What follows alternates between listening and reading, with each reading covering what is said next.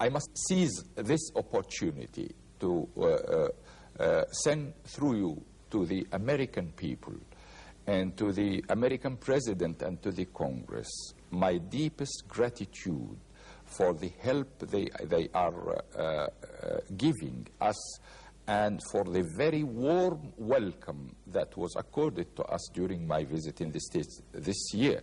This treaty has a history because before Nasser died, 2 years before that, I visited the Soviet Union more than 2 times, and I have asked them in the name of Nasser and my name to make a treaty with us. And the reason was we felt that they are always suspicious. Suspicion is a second nature for the Russians.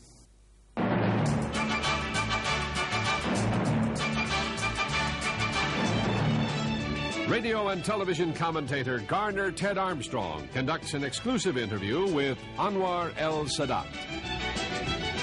Under discussion, the Russian pullout, Egypt's economic future, and the prospects for peace in the Middle East. We're visiting with President Anwar Sadat of Egypt. I'd like to ask a little more of a personal question, if you don't mind talking about it. I understand you lost a brother in the 1973 war. As a person who has actually lost a close member of your own family, how do you feel about that? Well, I'm very proud, be sure.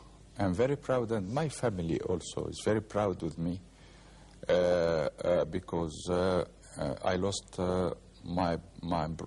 he was my youngest brother, and according to our traditions, my father left them completely for me to educate them. And he was supposed to be my son, just like my son. He was not only the youngest brother, but he was my son, really. But I lost him in the first 5 minutes of the war. He was one of the first who died in the war. The first 5 casualties I have, one of them is my brother, my son. But I'm very proud. You know, I must tell you something. Egypt has a historical responsibility here in this area. Due to its size, heritage of 7,000 years of civilization here, 1/3 Egypt is about to be 1/3 of the whole Arab world. We have been in contact with Europe since the 19th century, and we have a technical base here. For lots of reasons, Egypt has its responsibilities in the Arab world, and it is the key to the area here. Well, according to these responsibilities, we have done our best to keep the Arab cause in the right channel, and we are doing this up till this moment. Among the Arab world, I must tell you this, I have just returned from a trip visiting 6 Arab nations, starting with Saudi Arabia and ending by Kuwait.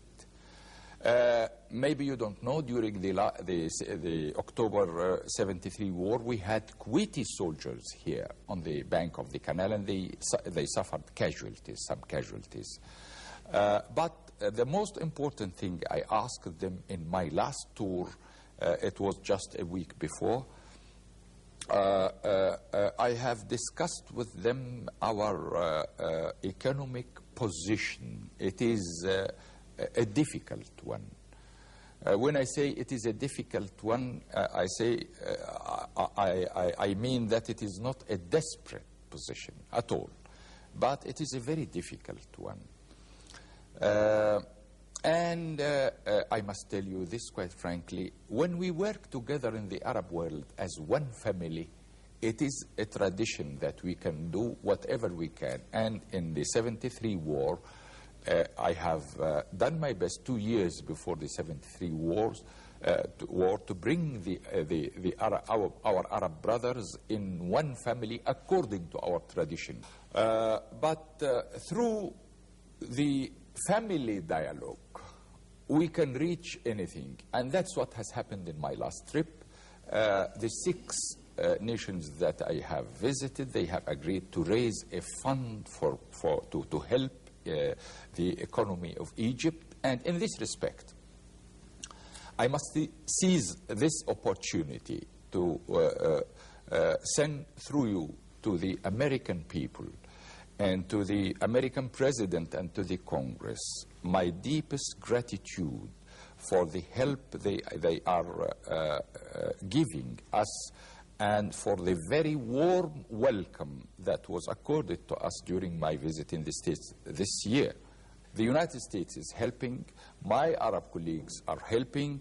Yesterday I called David Rockefeller. He was on his way to the state.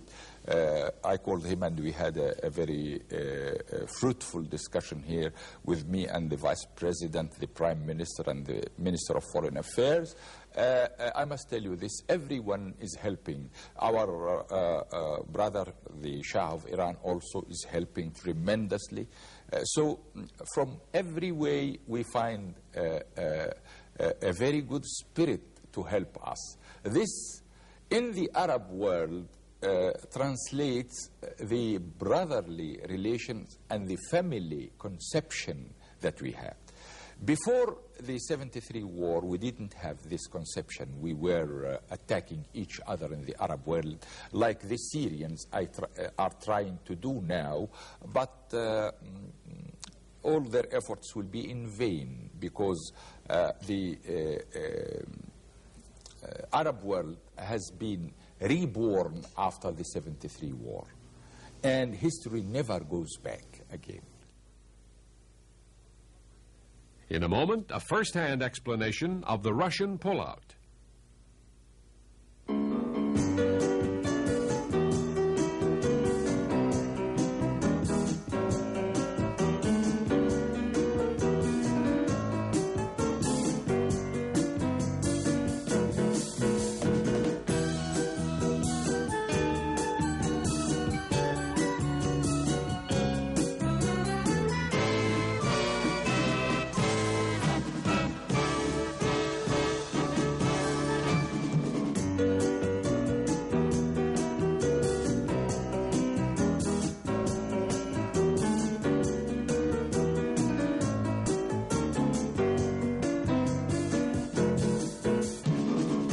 For your free sample copy of the monthly Plain Truth magazine, call toll-free 800-423-4444. That's 800-423-4444.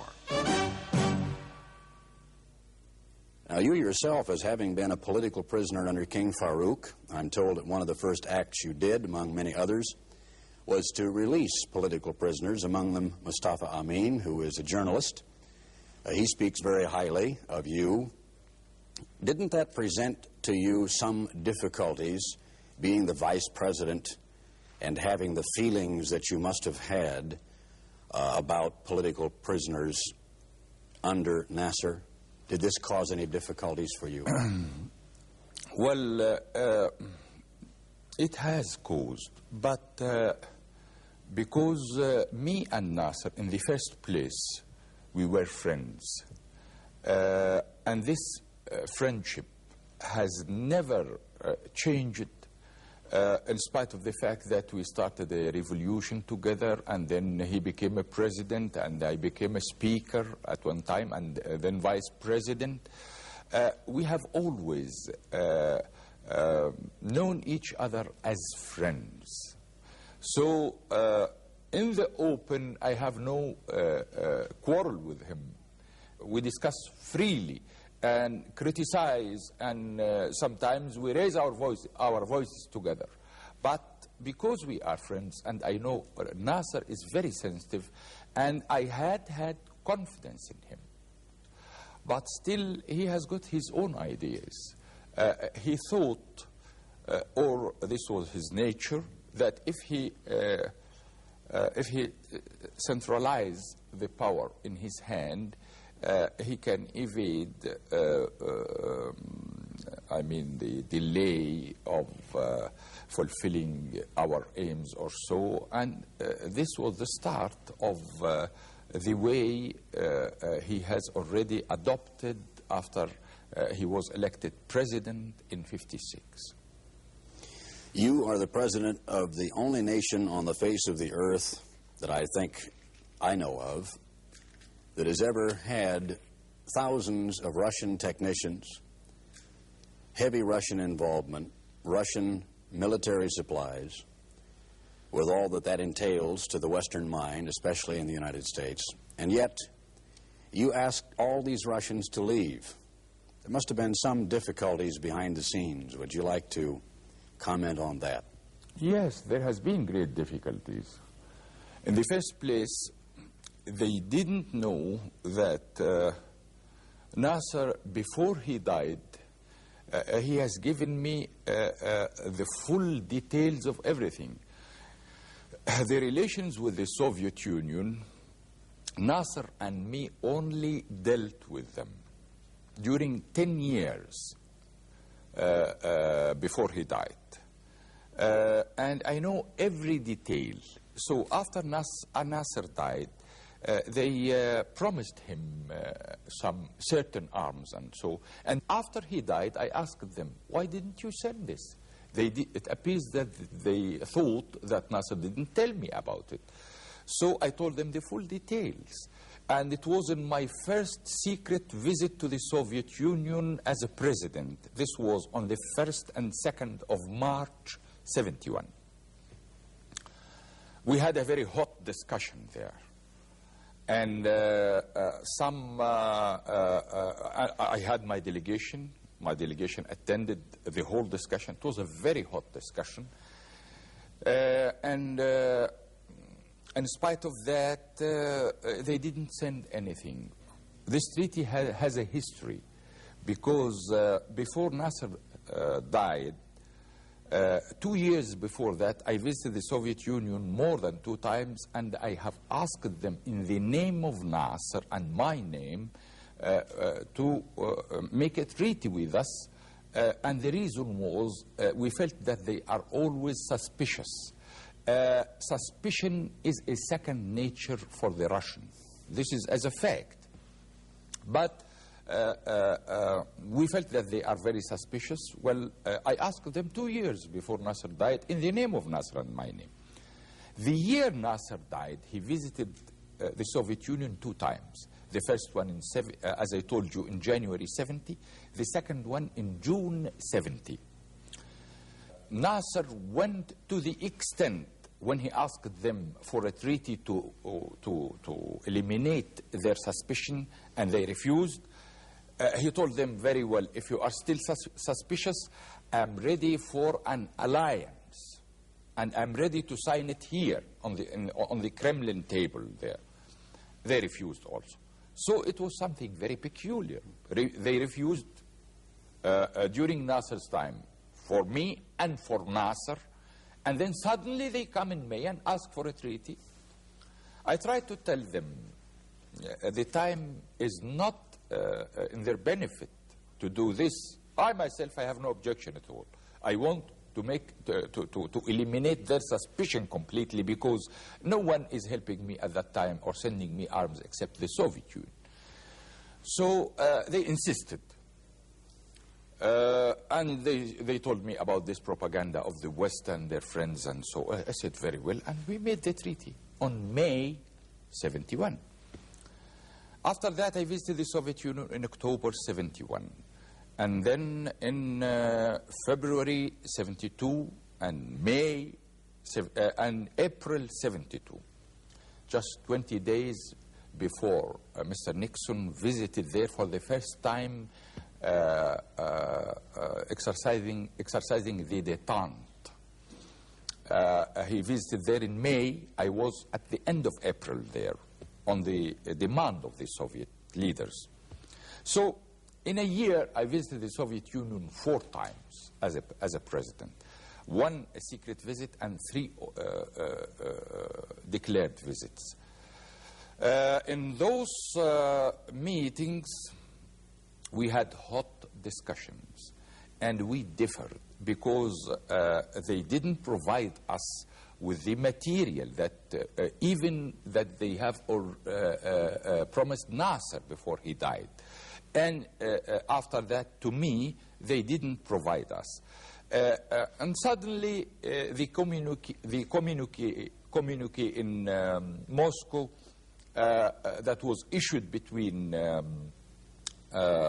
President Nixon and Mr. Brezhnev after his first visit of the détente said the military relaxation in the area. At that time, Israel was more than 10 steps forward, and they are having the best arms, the most sophisticated arms also. I didn't have it at all.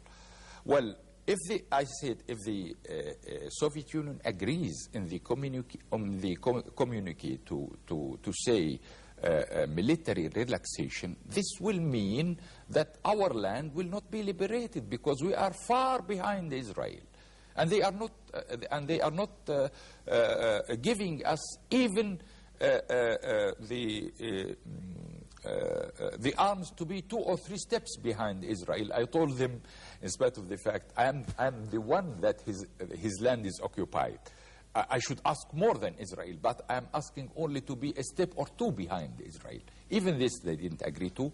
For that I issued my decision to send the Russian experts out of the country in a week.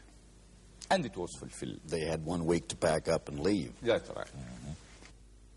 In a moment, a look at the future goals of Egypt and prospects for peace in the Middle East. Along the banks and in the delta of the Nile River lives an ancient race. Since the dawn of civilization, the Egyptian people have played an important role in world history. In their ongoing struggle to conquer the age-old problems of hunger, disease, and poverty, the 38 million people of Egypt are inspired by the example of their active president and first lady. In a global effort to help you understand critical developments around the world, the Plain Truth magazine brings you exclusive interviews, first-hand reports, and in-depth analysis of the people and events which will shape the future of your world. Be sure to request your free sample copy of Plain Truth today. Call 800-423-4444 toll-free. That's 800-423-4444.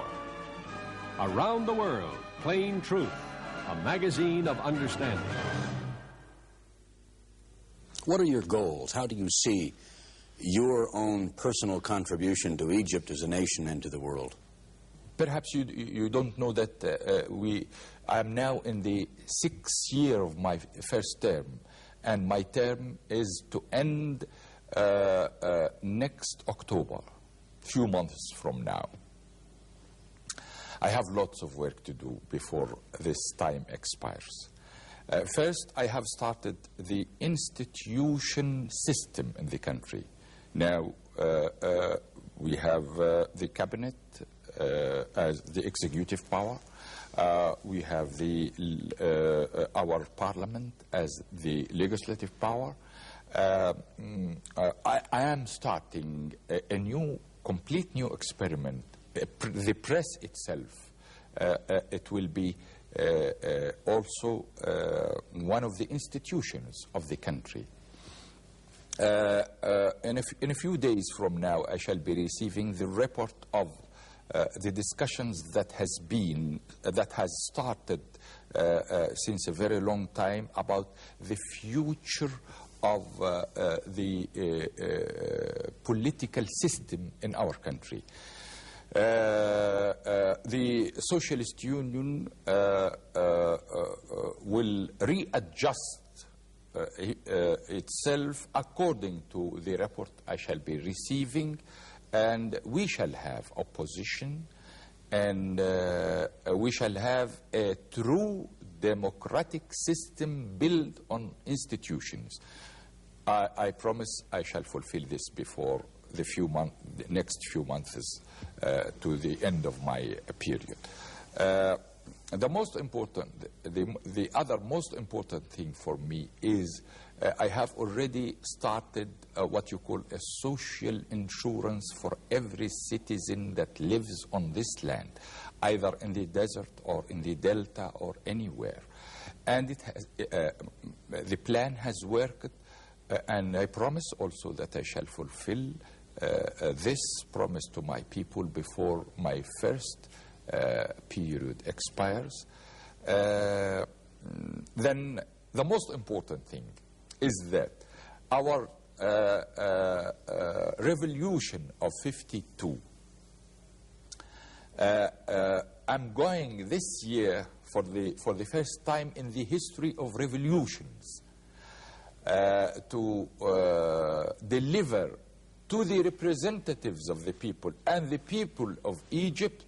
I am going to deliver them everything, because the 52 revolution that I was one of those who started it 24 years before has, fulfilled its principles and is delivering the full responsibility to the people. You have reopened the Suez Canal with a combination of American, Soviet Union, I believe West German, French help, and this is now beginning to help the Egyptian economy. In what significant way, or to what degree has the reopening of the canal helped your economy? Well, it is a very important thing. For me, in the first place, it has meant something, I mean, very personal to me, because I felt injured because I like the 3 cities on the canal zone there. The first thing I started after the first disengagement agreement, I started returning the refugees from the 3 cities. They were ghost cities, like the ghost cities you have in the West in the old time. The opening of the Suez Canal has reactivated the whole thing. I have given a political decision to return the refugees in no time. It caused great trouble to the Minister of Reconstruction and all the other ministers, but I said, okay, it is a political question for me. And you can't imagine how happy when I go there and feel the emotions of the people returned after 7 years and after losing even hope to return to their cities.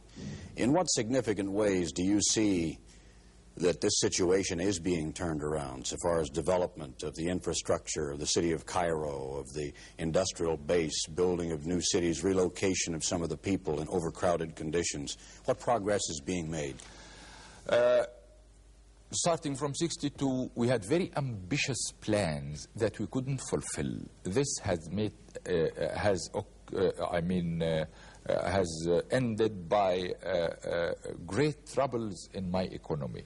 And starting from 65, I can say that there has been an iron curtain that we have already built around ourselves.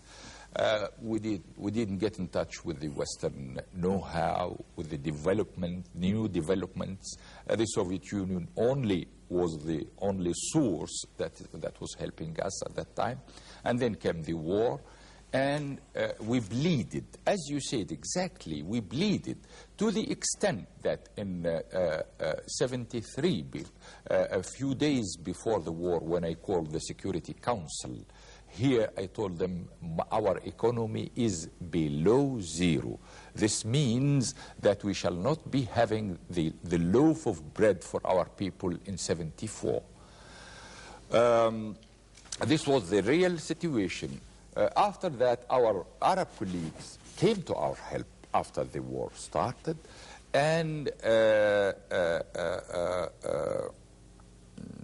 since Dr. Kissinger visited me here the first time in November 73, we started our relations,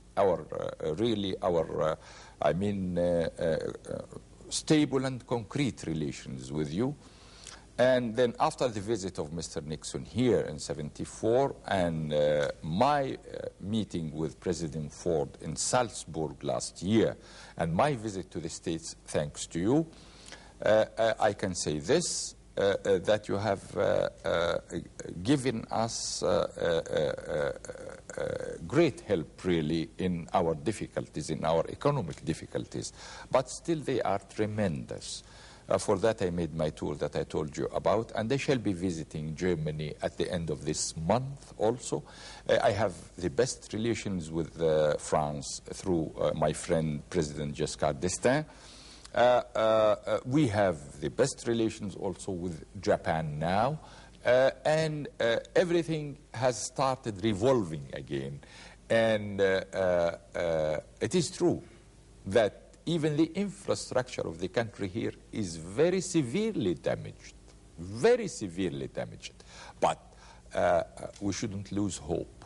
And I have always said I am always optimistic. What do you think the chances are for a permanent peace in the Middle East now that the interim accord has been signed? Do you believe there is a chance for Israeli leadership to sit down with the Arabs and especially with the PLO? I have agreed with President Ford when we met in Salzburg about all this strategy, and after that we fulfilled the second stage, and this is the second disengagement agreement, and it was fulfilled this month. And I'm really at ease because everything has gone very smooth. I must tell you this. I think it is the first time since 27 years when this Arab-Israeli conflict started. It is a turning point, and it is the first time that there is a possibility of real peace in the area. Because of 27 years of state of belligerency, of bloodshed, of violence, of hatred, and so, we needed one in whom we can put our confidence. For that, when I met Dr. Kissinger last November '73, I found that he is the really qualified one, because I can have confidence in him, and the Israelis should have confidence in him, because America provides everything for Israel. We have to continue, and let us hope. I'm optimistic. Again, I am optimistic. Well, I'm sure that the American people and the Canadian people are going to also be optimistic in hearing that the Egyptian president himself is optimistic about peace in the Middle East. It's what the whole world wants. It's what we all need. President Sadat, thank you ever so much for the interview. We've appreciated it. Thank you for taking your time. Thank you very much. For the free literature offered on this program, write Garner Ted Armstrong, Pasadena, California, 91123. In Canada, Box 44, Vancouver, BC. Or in the continental United States, you may call this toll-free number, 800-423-4444. That's 800-423-4444. In California, dial direct 213-577-5225. All literature is free upon request.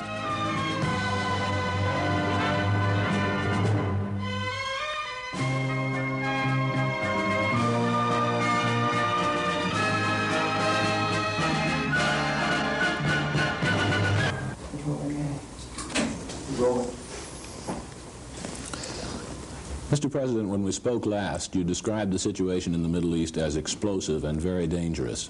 I wonder, as a result of your talks with President Ford, whether you feel the situation is still as explosive as it was a month ago. Well, really, I must tell you this. I feel after I ended my discussions with President Ford just 2 hours before, I think I feel at ease, and I feel hopeful also. This personal contact is very important, and as I told you before, when I know that most of the cards, if it is not all the cards, are in the hands of the United States, and I meet with President Ford and we discuss the situation from every angle, one feels at ease. The most remarkable thing that I must say, that I consider that, as I said before, that the big achievement is that I have known this man, President Ford. I said before, he is an honest and straightforward man. Now I can add that he is a peace pioneer, really. And he is true. Mr. President, do you think we are any closer to peace in the Middle East today than we were 2 days ago, before you met with President Ford? Well, this will depend upon the other side.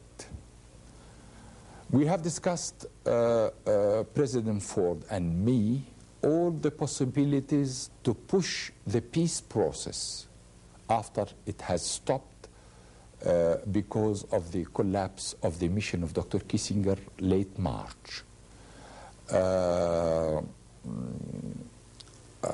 As I said, it depends on the other part. And there is an encouraging element that happened when we were entering the dining room today to lunch at the residence of President Ford. We received the news that Rabin has declared about the thinning of his forces on the western bank of the canal, and of withdrawing certain types of artillery and ground-to-air missiles. The question remains, is Israel going to continue in this test of peace? I mean, is Israel, I said before, Israel fears peace and is not ready to work out peace, while I have shown to the whole world by opening the Suez Canal and extending the mandate of the United Nations forces and even delivering the corpses of the dead Israeli soldiers to them, that I am ready for peace. I don't fear peace, and I am ready to work out peace. The significance of what Rabin has declared today is very important to me, in spite of the fact that Rabin said that the opening of the Suez Canal has little significance. No, I say what Rabin has done today, declared today, has great significance to me. It means that Israel started to reciprocate, and it means that peace,